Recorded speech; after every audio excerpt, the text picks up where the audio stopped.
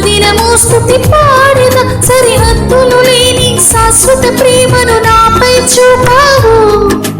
అవధులు లేని ఆనందముతో అనుదినము స్తుతి పాడెద నీ కృపతో నిండిన నా జీవితం మహోన్నత సేవకే అంకితం నా ఊహకు వందే